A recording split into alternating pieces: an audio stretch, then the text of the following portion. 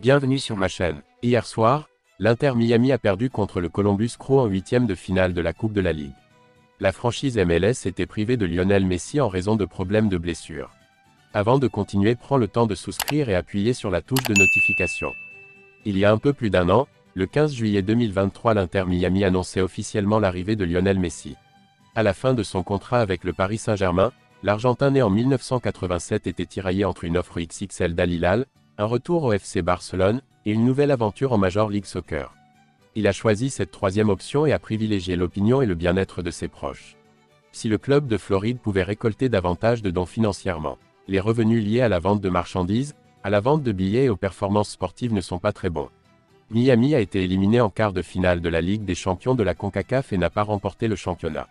David Beckham et son équipe espèrent faire mieux cette saison, mais ils devront se passer de la Pulga pour l'instant. En effet, l'ancien joueur du Barça est actuellement blessé. Le 14 juillet, il s'est blessé à la cheville lors de la finale de la Copa América contre la Colombie. L'Inter Miami a annoncé la nouvelle. Après un examen médical, il a été établi que Léo Messi avait subi une blessure au ligament de la cheville droite. La disponibilité du capitaine est. La décision sera basée sur des évaluations régulières et sur l'évolution de sa convalescence. Un mois plus tard, Léo Messi est toujours dans le service. Il n'a pas été sélectionné dans le groupe de l'entraîneur Tata Martino pour affronter le Columbus Crew en huitième de finale de la Coupe de la Ligue mardi soir. Des ingénieurs argentins se sont également exprimés sur ce sujet avant la conférence perdue. Comme toujours, Léo procède comme prévu. Nous ne savons pas encore quand il pourra rejoindre le groupe, mais nous continuons à travailler séparément. L'absence de Léo nous affectera de plusieurs manières. Dans certains cas, son absence peut être aggravée par l'absence d'autres acteurs clés. Mais même si c'est juste lui qui est parti, c'est un facteur important. Notre objectif n'est pas seulement de bâtir une équipe compétitive, mais de bâtir un groupe compétitif. Lorsque tout le monde est disponible, vous gagnez en crédibilité et en avantage concurrentiel. Notre priorité est de régler la situation avec Léo le plus rapidement possible tout en restant compétitif en son absence. L'attaquant vedette Lionel Messi est toujours indisponible pour l'Inter Miami, le joueur de 37 ans ayant raté son premier depuis le match nul 3-3 en championnat contre St. Louis City, pas à Miami. Il y en a beaucoup auxquels j'ai joué il y a quelques semaines. Son club a déclaré hier qu'il espérait pouvoir compter sur lui dans la compétition où il a fait ses débuts l'année dernière. Les billets se vendaient également à l'époque à plus de 400 €, les prix étaient bas cette année.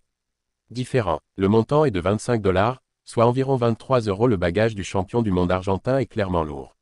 Cela n'augure rien de bon non plus pour l'équipe de Chicago, qui s'attendait à ce qu'il rate le match du 31 août. Si vous achetez un billet avant le 31 août et que Messi n'est pas en mesure d'assister au match à Soldier Field, la garantie de crédit Fires Fan First sera disponible pour tous les acheteurs jusqu'en 2025. Nous offrons à réduction de 250 $, 228 € sur de nouveaux jeux Chicago. 100 $, 91,5 € de réduction sur les billets de saison du Fire ou de billets individuels ou plus pour le match à domicile du Chicago Fire en 2025 contre l'Inter Miami. Sa blessure ne plaira donc à personne. Aucune date de réouverture n'a été annoncée pour le moment. C'est une préoccupation pour Miami et la MLS qui espèrent pouvoir prochainement s'appuyer sur leurs joueurs vedettes. Lorsque Luis Enrique rejoint le PSG en juillet 2023, il vit de plein fouet la révolution déclenchée par les dirigeants parisiens. Soucieux de bâtir un projet plus jeune et plus collectif, ils se sont séparés successivement cet été de Lionel Messi, Neymar et Kylian Mbappé. Une nouvelle ère à Paris, parfaite pour le réalisateur espagnol. Le PSG se prépare à revenir à l'action. Après 2 nuls de pré-saison, les hommes de Luis Enrique débutent la saison de Ligue 1 2024-2025 face au Havre ce vendredi, 20h45. Merci d'avoir regardé cette vidéo et je vous prie de laisser vos commentaires.